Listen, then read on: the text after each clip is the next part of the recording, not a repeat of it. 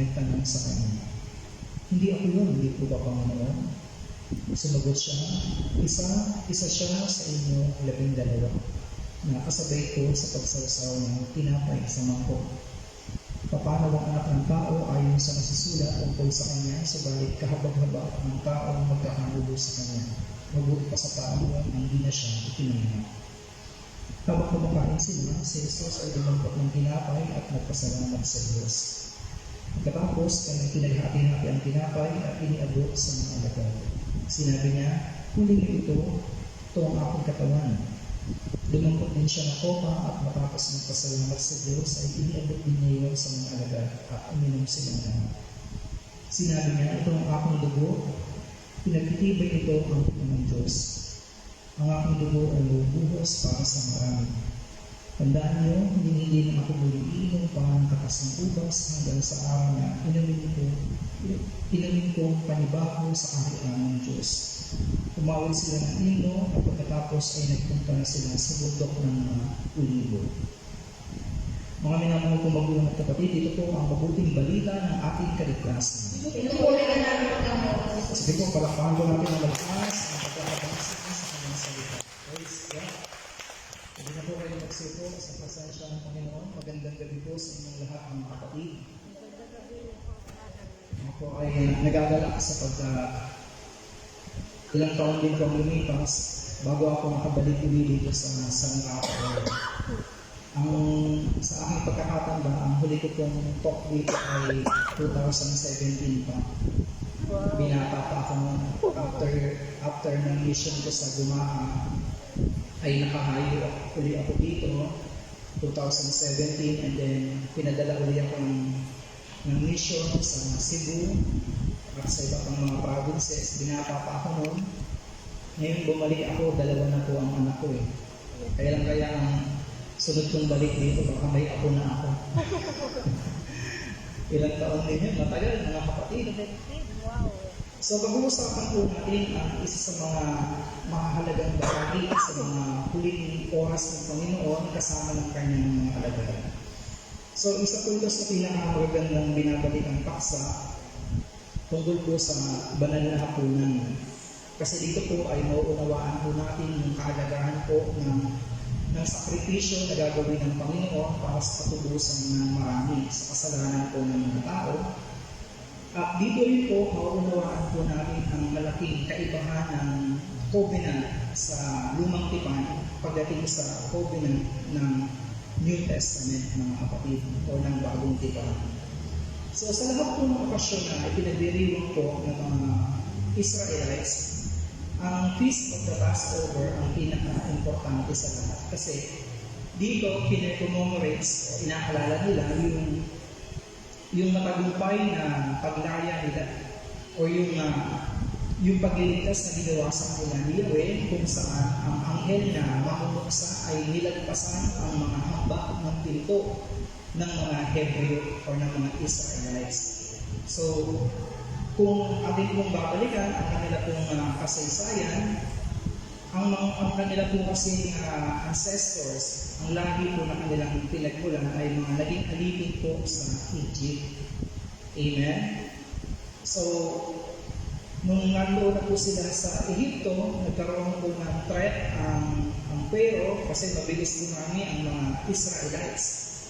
Kaya ito ay kanyang pinahirapan. Ito po ay pinagmalupitan ng taon na walang pagkakaunawa at pagkakakilala kay Joseph. So bakit po ba napunta ang mga Israelites sa land of Egypt, mga kapatid? Kung inyo pong mapapansin, mga kapatid ko kay Kristo, si Joseph po ay ibinenta po ng kanyang mga kapatid at siya po ay dinala po sa Ehipto at siya po ay napunta po sa lugar ng tao, siya po ay nakulong, siya po ay naging katiwala ni Potiphar, etc. etc. Alam na po natin ang history noon, siya po ay napagnasaan ng asawa po ni Potiphar kaya siya nakulong.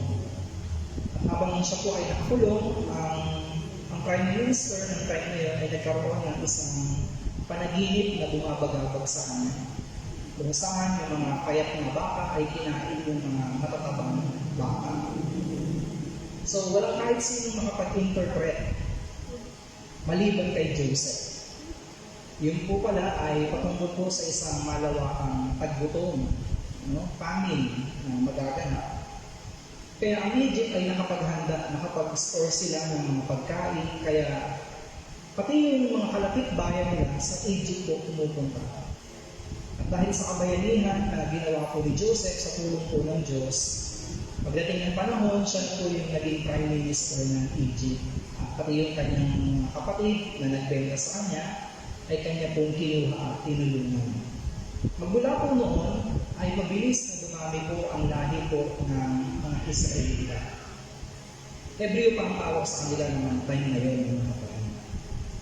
At syempre, yung Roman government, yung mga natives na taga roon, natakot sila kasi na sila overpopulate na sila ng mga Hebreo. Kaya ang utos ng Paraon, pag nanganak ang mga Hebreo na yan, paglabas ka lang, pilipitin niya na yung leeg, pisilin niyo na yung ilong, ibig sabihin, patayin niyo na, i-abort niyo na agad. Pero sa atin ng mga kumadrona na may takot sa Diyos, sir, pagdating namin, ano na yung bata, nakalabas na, sumisipa na. Paano pa namin papatayin yun kung nailuwal na ng buhay? Kaya mabilis na dumami po ang mga Hebreo sa land of Egypt. Kaya para sila ay pahirapan, mga kapatid ko kay Kristo, sila po ay pinagtrabaho ng mabibigat, mga kapatid ko. So yung pair na yun, na nag-rule na yun, ay wala pong kaalaman patungkol po sa kabayanihan ng ginawa po ni Joseph. Amen? Sabi po dito sa Exodus 12:42, nang gabing yun, iniligtas sila ni Yahweh at inilabas sa Ehipto. Kaya ang gabing yun ay inalaga nila sa pag-aalaga sa pagliligtas sa kanila o pag-aalaala sa pagliligtas sa kanila ni Yahweh. Ang pag-aalaala niyon ay patuloy nilang gagawin habang ang panahon.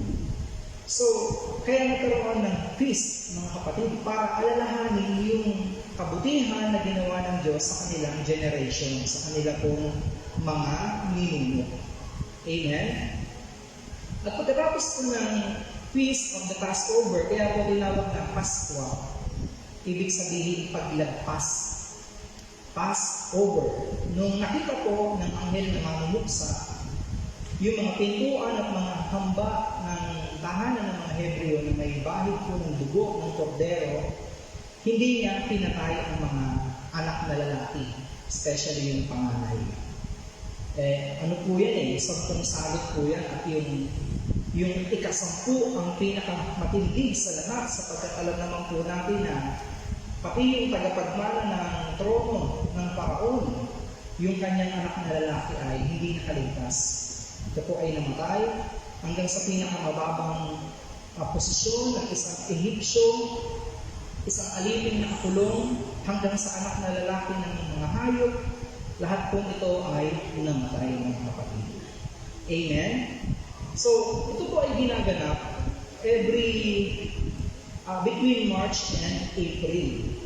Magkaiba po kasi ang kalendaryo ginagamit po natin sa kalendaryo nila. So, sa kanila po, tinatawag po itong month of Nisan, na sa atin naman sa Roman calendar, between March and April, mga kapatid. Now, sabi ng Panginoon sa kanyang mga alagad, pag makita ninyo ang isang lalaki na may basang banga, sundan nyo at doon sa papasokang bahay, usapin nyo yung may-ari na ipaghanda tayo ng gagamitin sa ating hapunang Pampaskwa. Now, sa Israel kasi, mga kapatid, hindi kasi common na lalaki ang nagdadala ng pitch of water. Ito kasi ay trabaho talaga ng mga babae sa kanilang lugar, sa kanilang culture, mga kapatid. Kaya, madali nilang mararecognize na yun yung tinutukoy ng Panginoon kasi wala namang gagawa ng trabaho na yun, malibang yun yung sinabi ng Panginoon. So, makikita po natin dito, either way na kinausap na ng Panginoon, yung lalaki yun, para sa ang purpose. Kasi nga po, ang mga religious priests ay mainit na ang mata sa Panginoon. at naghihintay na lang sila ng pagkakataon na si Lord ay maaresto. So para maiwasan po yung premature arrest, kailangan mayroong tao na magiging gabay at para hindi agad makita ang Panginoon ng mga tao na binayaran ng mga priest para siya ay hulihin, mga kapatid. Amen? Amen. So, nakikita po natin dito na yung foreknowledge ng Panginoon, nakaprepare na ang lahat, talagang matutuloy at matutuloy, mga kapatid. Amen? Unlike po sa ating culture na pag pinagbuhat mo ng balde ang babae, parang as ikaw yung asawa, parang di maganda, di ba? Malalaki mong tao, di ka nagbubuhat ng tubig, ng balde. Eh sa kanila po, iba rin yung culture, mga kapatid. Sabi naman ng mga Pilipino, okay lang na pagbuhatin mo kami ng balde, basta siya ang maglaba. Pero sa Israel, ang purpose kasi ng tubig, hindi naman siya talaga for drinking purpose. Hindi eh. Ito po ay for ceremonial cleansing, paglilinis talaga. Kasi ang pinaka-iniinom talaga nila ay alak, wine, mga kapatid. Kahit po nung unang panahon, kung paano pong na-meet ni Isaac ang kanyang mapapangasawa, nakilala niya ito nung umigib si Rebecca at dala-dala yung kanyang lalagyan ng tubig. Sabi ko lang Genesis 24:15, hindi pa natapos ang kanyang panalangin, dumating si Rebecca na may pasambanga ng tubig. So, yung nagbigay ng instruction kay Isaac, makikilala mo yung mapapangasawa mo, anak siya ng iyong tiyuhin, pagdating niya, may pasan siya ng banga ng tubig. Amen? Amen. Ganun din po, kung humingi ang Panginoon ng maiinom sa isang Samaritana. Sabi ko ng Panginoon, maaari ba akong makiinom ng tubig? At sabi naman sa kanya ng babae, Ginoon, kudyo ka. Samaritana ako, bakit ka nakikipag-usap sa akin? Siyempre, hindi naman siya makakapag-igib kung wala siyang daladalang lalagyan or banga ng mga kapatid. So, malinaw po na yung ganito pong mga eksena ay talagang nakatakda ng maganda. Kahit po yung pagpatraidor ni Judas talagang magaganap at magaganap. Amen? Ngayon, bakit po ginagawa at kinocommemorate yung kapistahan na ito ng mga kapatid? Siyempre, pag sinabi kong feast, alam na naman natin ang ibig sabihin niya pag may fiesta, siyempre may kainan, may handaan. Makita na ba kayo ng fiesta walang handa? Malungkot siya, di ba? So, karamihan po ng fiesta na talagang sineselebrate natin, siyempre mayroong handa. At sa Israel po, meron pong pangunahin o tatlong pangunahing pagkain na isineserve para alalahanin yung paglaya na naranasan po nung panahon po ng Exodus, mga kapatid. So, una po na ipine-prepare na meal ay yung tinatawag po na roasted lamb o lechong tupa. Sino po dito ang nakakain na ng tupa? Tapa yata sinasabi niyo tupa. Ayan. Ako nakakain na rin ako ng tupa nung ako po ay nasa Cebu. Meron po kaming kinainan doon na isang restaurant na nag-offer ng mga authentic cuisine na yung iba pang Mediterranean, meron ng Mediterranean, may Arabic, kaya nakakain po ako ng tupa. Matigas. Pero yun po ay mas masustansya at less po yung kanyang tinatawag na fats, mga kapatid. Manipis lang yung kanyang balat at more on meat talaga siya. Kaya bakit po yung tupa o lechong tupa ang kanila pong ipine-prepare, mga kapatid ko kay Cristo, sapagkat dito po maaalala nila yung pagpapay sa kordero o sa tupa At yung dugo po nun ay inisprinkle, ililisik sa kanilang mga pintuan. Maaalala nila kung paano nilagpasan ng anghel na mamumuksa yung pintuan ng kanilang mga ninuno, kaya ang kanilang generation, ang kanilang lineage, ang kanilang sanin-lahi po ay nagpatuloy. Amen, mga kapatid? Pangalawa po, na meal na ipine-prepare ay yung tinatawag po na unleavened bread. O yung tinapay po na walang libadura, mga kapatid. Sabi po sa Exodus 12, verse 39, at niluto nila ang dala nilang gagawing tinapay na walang pampaalsa. Hindi nila ito nakuwang lagyan ng pampaalsa sapagkat nakurahan ang kanilang pag-alis sa Ehipto at wala na silang panahong magluto pa ng pagkain. So, bakit po unleavened bread, mga kapatid? Kasi maaalala nila na yung kanilang mga ninuno sa pagmamadali, hindi na nila nagawa pang lagyan ng yeast or pampaalsa yung tinapay na lulutuin. Nakakain na ba kayo ng tinapay na walang yeast?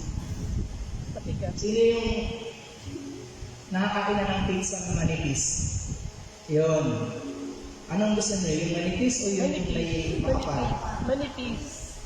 Gusto niyo manipis? Yes. Di ba? Ako gusto ko yung makapal, yung may dough.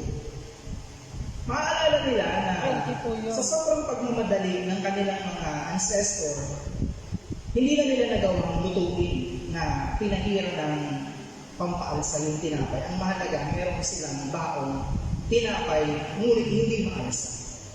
Kasi bakit po sila nagmamadali nung time na yun? Kasi po, yung paraon, pabago-bago ng isip. Pinayagan niya na makaalis para sumamba kay Yahweh kasi namatay na yung anak niya eh. Tapos sabi ng mga general niya, sabi ng mga tauhan niya, Lord, bakit hinayaan umalis yung mga Hebreo na yun? Eh di wala na tayong katulong. Sino pa ang gagawa ng mga trabaho natin? Kaya nagbago yung isip ng paraon. Kaya hahabulin niya ito. Amen?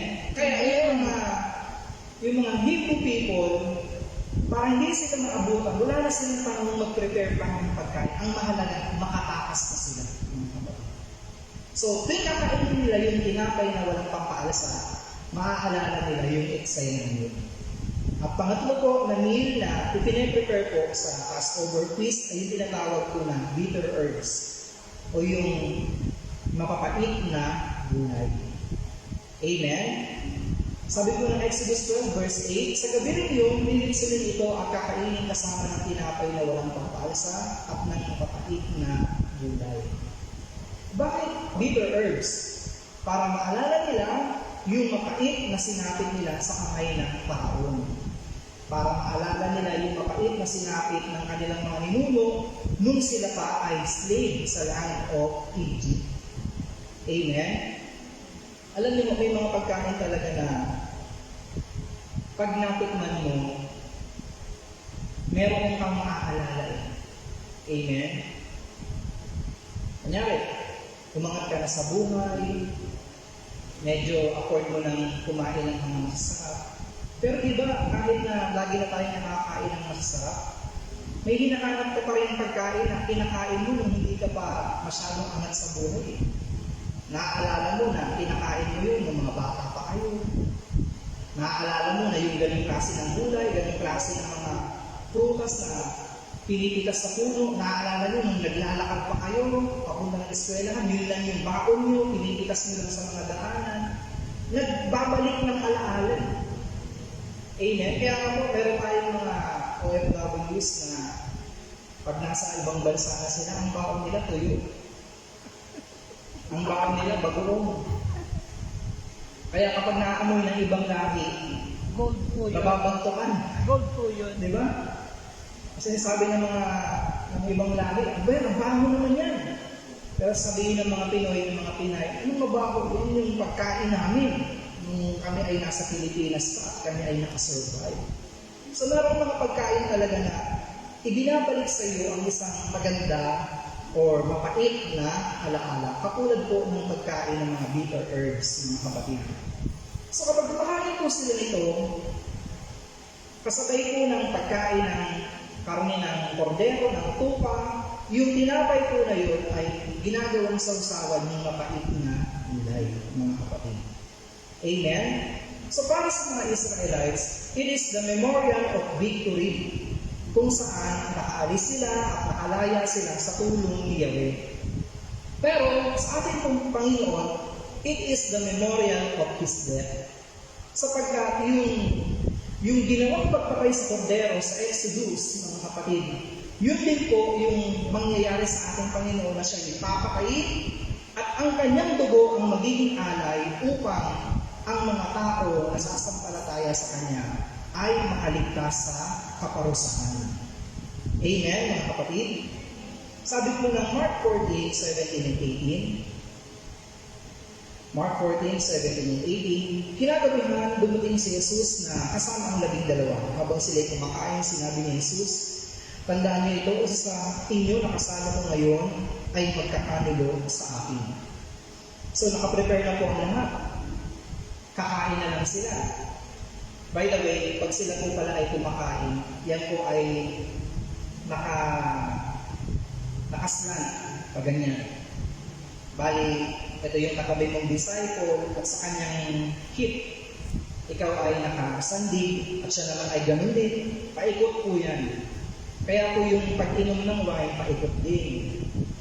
Ngayon, sabi ng Panginoon, yung isa sa inyo na kasama kong kumakain ay traitor sa akin. Siyempre, walang ideya ang ibang mga alagad kung sino ang kanyang tinutukoy. At kung kayo po ang nasa kalagayan po ng mga alagad o kung tayo ang nasa kanilang kalagayan, siyempre, gaganahan ako ba naman kumain? Kung isa sa inyo, suspect, di ba ho? Parang kumain ka sa isang birthday party na hindi ka naman invited. Di ba? At nagpaparinig yung host. Ano ba yan? Children's party? Tapos, ang daming inuwi. Nag-sharon pa. Di ba? Parang hindi ka naman gaganahan kumain kapag gano'n. So, dito po, sa sinabi ko ng Panginoon, nalungkot po yung mga alagad. Sabi ng verse 19, nalungkot ang mga alagad at ang bawat isa ay nagtanong sa Kanya. So, syempre, halos 3 taon nilang kasama ang Panginoon eh. At pagkatapos, biglang isa pala sa kanila ang magiging traitor. Amen? So, kanya-kanya po sila ng dispensa, kanya-kanya po sila ng tinginan. Ako ba? Ako ba? Sabi po ng John 13:22, nagsimulang magtinginan ng mga alagad sapagkat di nila alam kung sino ang kanyang tinutukoy.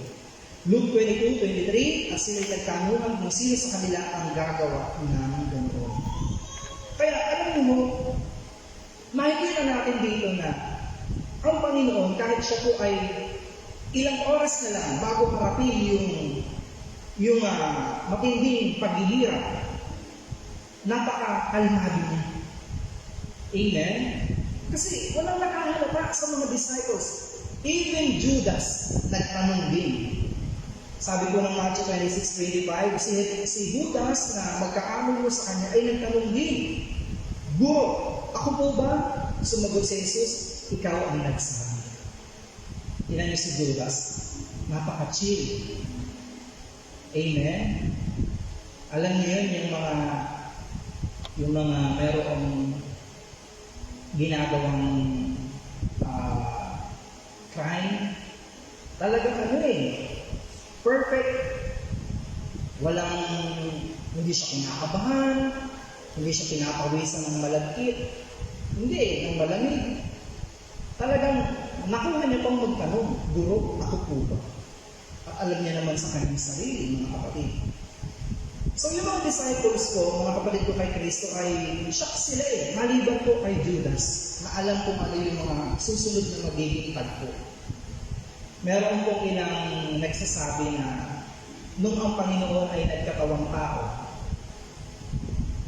si Satan din daw po ay nagkatawang tao sa pagkatao ni Judas.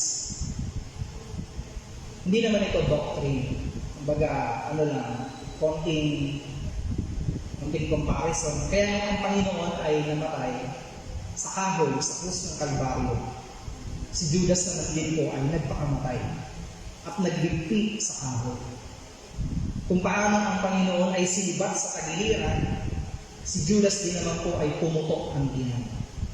Kaya yung lupa na napagbilhan ng kanyang salapi na ipinangkalulo niya sa Panginoon ay nasugba, mga kapatid, doon ay Kristo. Walang gustong bumili. Bibili ka ba naman ng isang lote na may nag-suicide? At syempre, kapag ang isang tao ay nagbigti sa kahoy, alam mong yun ay sinumpa. So, nandoon yung curse, mga kapatid. Pero ano po yung gustong ipakita po ng Panginoon dito? Na, alam niyo, sa Israel kasi, kapag ang isang host o ang isang nag-anyaya sa isang tiging ay pinakain ka, pinatuloy ka sa kanyang tahanan, sumalo na kasama mo habang kumakain, ibig sabihin nun, bukas ang kanyang pinto sa pakikipagkaibigan. Na ano man ang mangyari, safe ka sa kanyang area of responsibility at walang sino mang pwedeng pumanti o gumalaw sa iyo.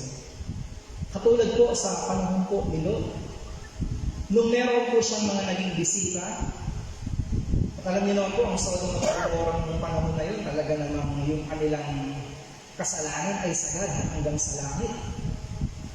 Na nung nakita nilang may mga bisita, si Lot, at ito ay mga anghel, talagang hindi nila tinatanong katukin ang pintuan ni Lot. Sapagkat mula matanda hanggang sa bata, gusto nilang ipagsitin sa mga bisitang anghel ni Lot. Kaya sabi nila, wala namang ganyanan, mga pare. Kung gusto ninyo, may dalawa akong anak na dalaga, yun ang ibibigay ko sa inyo. Can you imagine that? Para lang mabigyan ng assurance na safe yung kanyang mga bisita, willing si Lot na i-offer yung dalawa niyang anak na birhen para ito na lang yung pagdiskitahan ng kanyang mga kapitbahay. Pero sabi ng kanyang mga kapitbahay, hindi, yung mga bisitang lalaki ang gusto natin. Kaya alam na po natin ang nangyari. Yung po ay pinakulanan ng asukres. Yung po ay pinuksa yung lugar po na iyon, mga kapatid. Pero ang punto dito, kung isa ka sa inayayahan ng Panginoon sa isang salo-salo, ibig sabihin, bukas ang kanyang pinto para sa pakikipagkaibigan sa iyo. Amen? At kung ang Panginoon ay nagawa kang ipagsausaw ng tinapay, tatraidorin niyo pa ba siya? Amen? Meron tayong kasabihan na pinakain mo, pinagat ka pa. Amen po, mga kapatid. Sa rin ko ng verse 26 ng John 13, katabi ko ni Jesus ang alagad na minamahal niya. At sinenyasan siya ni Simon, Pedro at sinabihan, itanong mo kung sino ang tinutukoy niya. Humilig ang alagad na ito sa dibdib ni Jesus at nagtanong, Panginoon, sino po ba yun? Siya ang taong aabutan ko ng tinapay na aking isinusaw, sagot ni Jesus. Nagsawsaw nga siya ng tinapay at ibinigay iyon kay Judas na anak ni Simon Iscariote. Tingin nyo, bakit hindi man lang nakapag-isip yung ibang mga alagad na si Judas yung tinutukoy? Kasi po, hindi nagbago yung pakikitungo ng Panginoon kay Judas kahit sa mga sandaling iyon. Kumbaga, kaibigan pa rin ang trato ko sa iyo kahit huhugasin mo ako. Amen? Kaya niyo ba yung ganung i-maintain yung ganung composure? Yung kahit galit ka na pero parang hindi ka galit. Yung alam mo nagsisinungaling yung tao sa harapan mo pero tatawa-tawa ka lang kasi sinungaling yun. Diba? Sabi ng Panginoon, sige na, gawin mo na yung gagawin mo. Kaya yung mga alagad, di sila nakahalaka. Akala tuloy nila, inutusan lang ng Panginoon bumili ng kung ano, ng tinapay, or ng candy, o baka magpapalo. Akala nila ganun eh. Kasi kung nahalaka, ni Pedro yun, naku, kay Pedro pa lang, tagpas na yung ulo niya. Alam niyo naman na nung inaresto ang Panginoon, talagang makikipagpakayan si Pedro. At nung damputin ng Panginoon, talagang inihambalos niya yung kanyang itak. Sa isa sa mga umaresto sa Panginoon at papapyas pa nga ang tenga ng taong ito. Pero nakikita niyo, wala man lang nakapansin na si Judas ang magiging traitor. Kasi bakit po? Doon po sa pakikilong ng Panginoon kay Judas, nandoon lahat ng opportunity na magbago siya ng isip. Diba? Yung, pag nakita mo na yung isang tao, alam mo yung tatraidorin mo, pero pinagpakitaan ka pa ng maganda, sinawsaw ka pa ng tinapay, iabot pa sa'yo. Di ba dapat parang mahimas-masal ka man lang? Di ba? Gano'ng kaitin ang aking dugli para traidorin ang isang taong walang ginawang masama. Pero alam niyo, nung tinanggap niya, yung tinapay na yon, ang pumasok sa kanya ay si Satanas. Amen, mga kapatid. Amen. Sabi po ng verse 27 and 28 ng John 13, nang matanggap ni Judas ang tinapay, pumasok sa kanya si Satanas. Sinabi ni Jesus kay Judas, gawin mo lang ang dapat mong gawin. Walang sino man sa mga kasama ni Jesus ang nakaunawa kung bakit niya yun sinabi. Kaya alam niyo po, pag tayo po itatanggap ng tinapay, ng dugo, ng katawan ng ating Panginoon, lagi po natin sasaliksikin ang laman ng ating puso. Amen. Hindi yung basta lang tanggap ng tanggap. Kasi pwedeng ikapahamak mo pa na hindi maganda yung motibo mo nung kinuha mo yung tinapay na yun. Amen. Kagaya po ng nangyari po kay Judas. Sabi po ng 1 Corinthians 11:27-29, ang sino mang kumakain ng tinapay at umiinom sa kopa ng Panginoon sa paraang di nararapat ay nagkakasala sa katawan at dugo ng Panginoon. Kaya't dapat siyasatin ng tao ang kanyang sarili bago siya kumain ng tinapay at uminom ng kopa. Sapagkat ang sino mang kumakain at umiinom ng hindi kinikilala ang kahalagahan ng katawan ng Panginoon ay kumakain at umiinom ng kahatulan laban sa kanyang sarili. Yun po ang sabi nito. Pag kumakain ka, tumatanggap ka ng katawan ni Kristo, na ang iyong puso ay marumi, judgment pa ngayon sa iyo sa halip na maging biyaya. Amen? Amen. Sapagkat paano mananahan ang presence ng Diyos sa isang taong namumuhay sa kasalanan? Amen po, mga kapatid. Sabi ko ng Psalm 41 verse 9, lubos ako nagtiwala sa tapat kong kaibigan, kasado ko sa tuwiran, karamay sa anuman, ngunit ngayon lubos siyang naging taksil na kalaban. Alam niyo, yan po ay awit ni David. Si David po kasi, kahit saan siya magtago, lagi siyang nahahanap ni King Saul.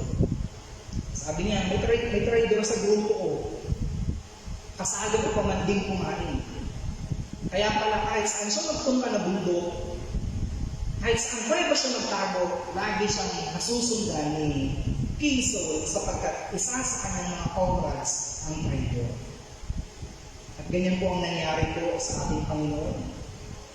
In the first place, nung tinawag ni Lord ang mga magiging alagad niya, alam niya na si Judas, anak ni Iscariote, ang tatraidor sa kanya.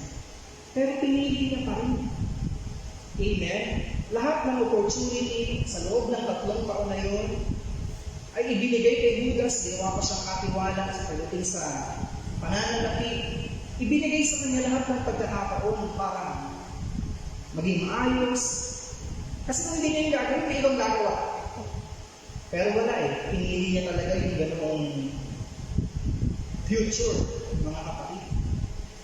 Amen? Kasi kung ayaw mo, hindi mo pipilitin sa role na yun eh. Kung nangyari, sabi sa'yo ng nanay mo, anak, kailangan mo mag-Japan para makaawang tayo sa kahirapan. Ayun ko na eh, kasi ang piling ko ay para sa Panginoon na. Hindi! Kailangan mo pumunta sa mga hapon.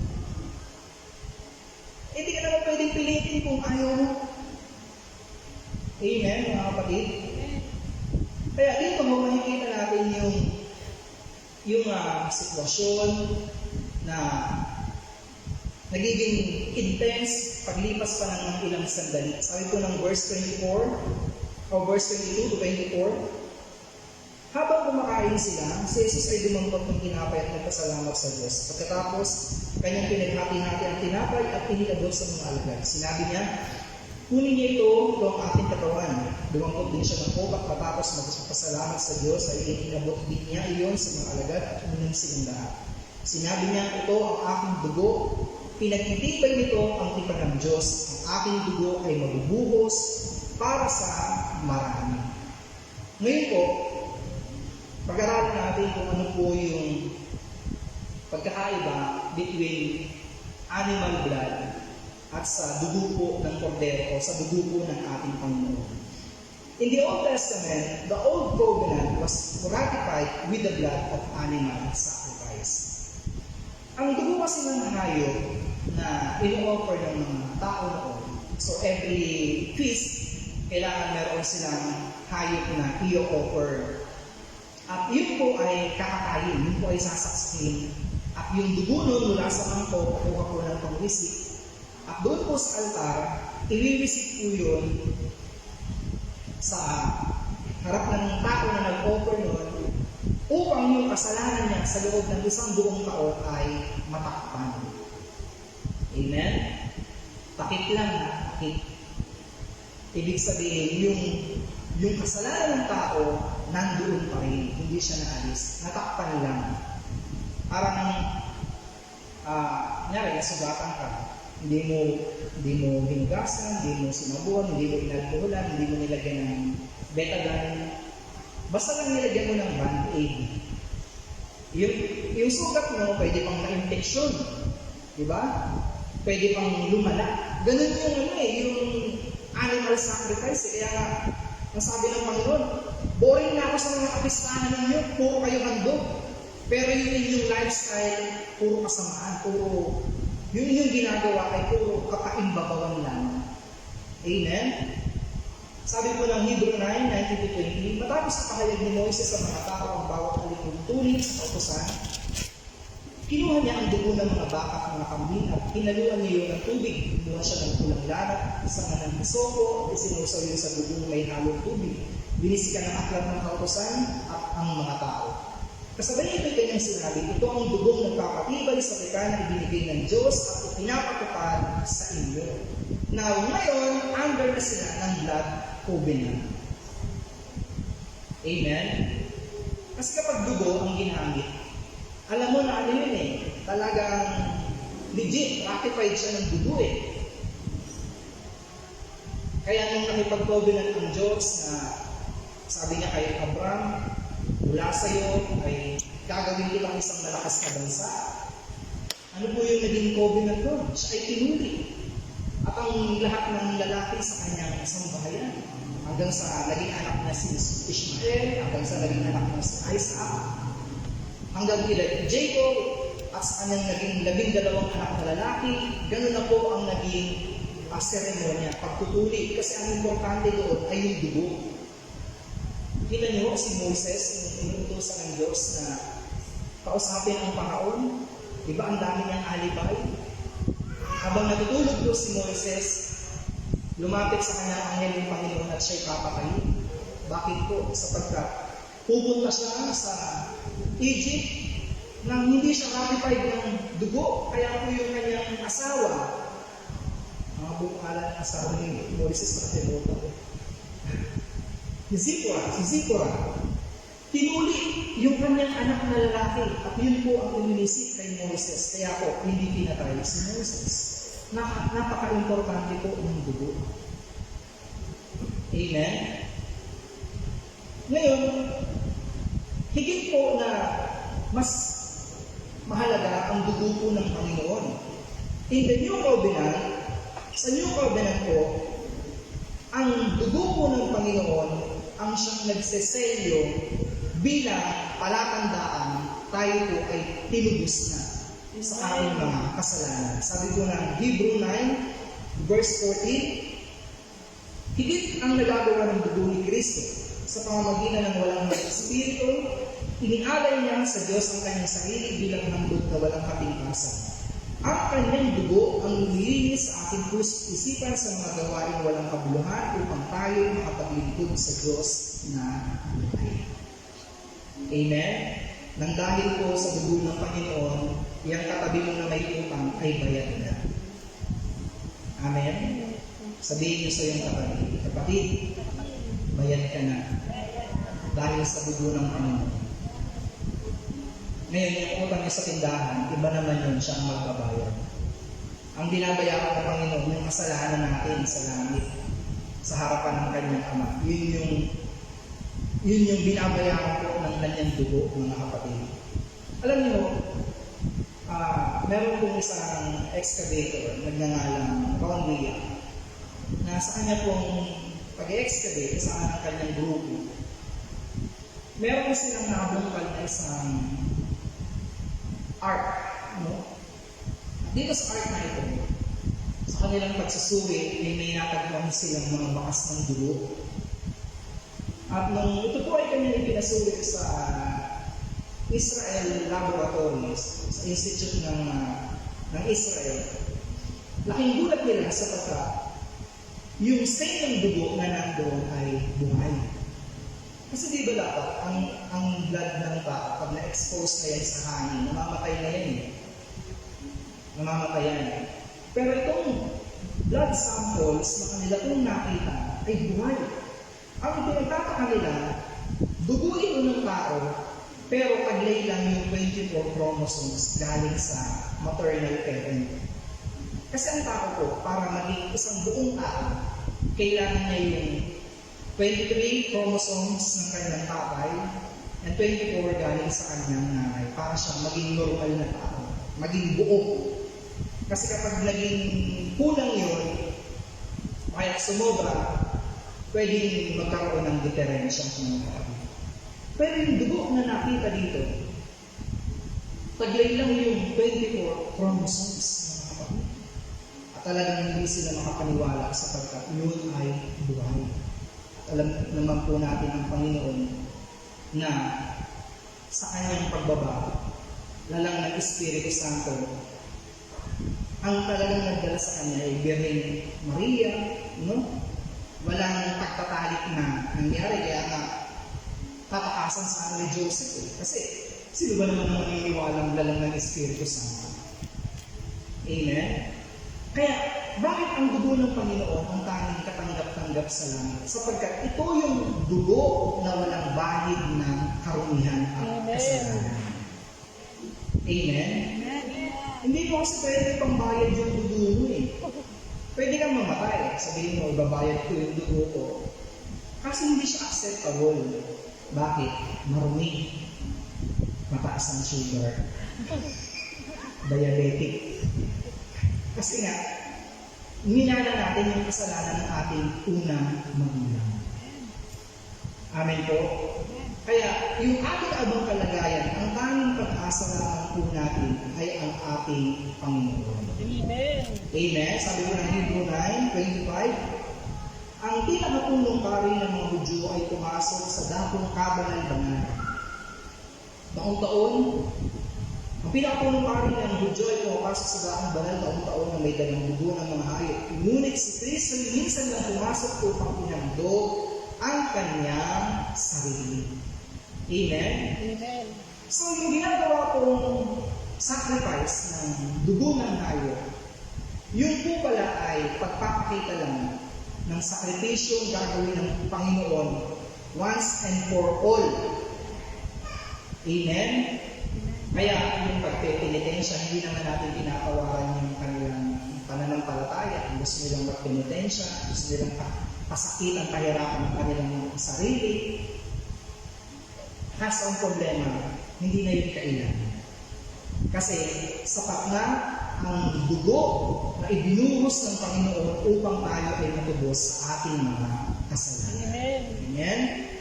Kaya alam niyo, mapalad tayo sapagkat tayo po ay under na po ng covenant ng blood of Jesus. Amen. Ang ating mga kasakiman, ay nabayaran, kaya meron tayong kagalingan naman ng ating mga. Amen? Kung tayo na ay namatay sa ating kakawang lupa, hindi nagtatapos ang ating pag-asa doon sapagkat dahil sa dugo ng Panginoon, meron tayong muling pagkabuhay sa kanyang itinakdang panahon. Tayo po ay magtayo sa kanyang presensya. Panginoon, maraming salamat sa iyong blood sacrifice. Alam namin walang ibang nagmahal sa amin ng ganito, kundi ikaw lamang, Panginoon. Kaya ikaw po ang aming papupurihan, masasalamatan sa pag-ibig at tanging pagmamahal na inialay mo para sa amin. Taas po natin ang ating mga kamay, and once again, let's acknowledge His presence and sacrifice for us. Maraming salamat, Panginoon, na dahil sa iyo, kami po ay nagkaroon ng pagkakataon magkaroon ng panibagong buhay at pag-asa. Hallelujah.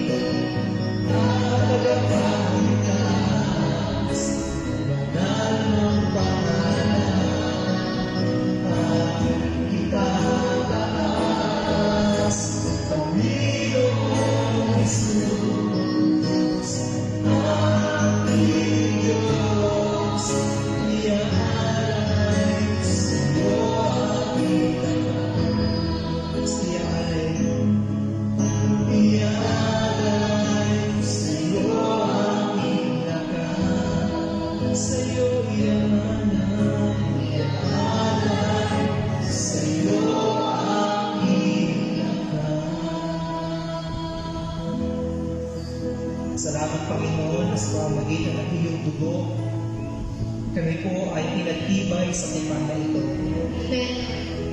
Sa isang covenant na kung saan kami, sa kabila ng aming karumihan, pagkukulang, kahinaan at kasalanan, ay nakabayad ng dahil po sa iyong dugo. Wala kaming ibang maiaalay sa iyo, Panginoon, kundi ang aming sariling buhay, ang aming lakas, ang bawat nasa aming Panginoon, sapagkat alam namin, Lord, kung bakit kami nabubuhay. Ito ay upang magbigay ng kapurihan palagi sa iyong pangalan. Maraming salamat, Panginoon, sa isang sakripisyong ginawa mo para sa amin na hindi matutumbasan, Panginoon, ang sakripisyo ito ng bawat pagpapagal namin. Kaya hayaan mo po, Lord, na sa gabi ito, kami po, Panginoon, ay nagbabalik na natin ang masasalamat. Malarin mo po, Panginoon, ang gawa niyo po ng isang Rafael, lalo tigit sa lahat ng mga nagawa ng